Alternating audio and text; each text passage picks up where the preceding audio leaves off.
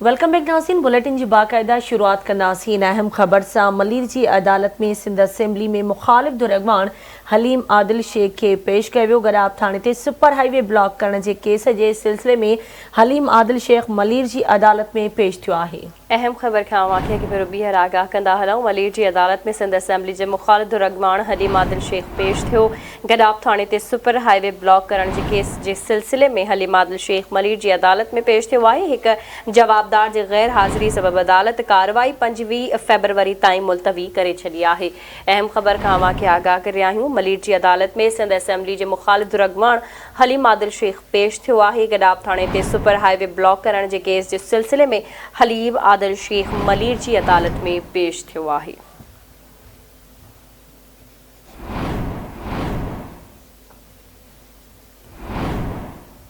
मलीर की अदालत में सिंध असेंबली में मुखालिफ दुरगवान हलीम आदिल शेख पेश थो है। गडाब थाने ते सुपर हाईवे ब्लॉक करने के केस के सिलसिले में हलीम आदिल शेख मलीर की अदालत में पेश थो है। तफसील मालूम कंदासीं। गडाब में आवाज़ न्यूज़ रिपोर्टर मंजूर सोलंकी असां लाइन ते मौजूद है।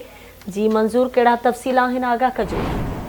जी जेको है पीटीआई अगवान जेको है हलीम आदिल शेख जेको है अज मलीर की अदालत में पेश थो है। संदस जे मथा जेको है गडाब टाउन में ज़मीन जे जेको है कब्जे जो केस दाख़िल थो। उन हवाले से अज जेको है ॿुधणी हुई जैमें हलीम आदिल शेख उते पहुतो।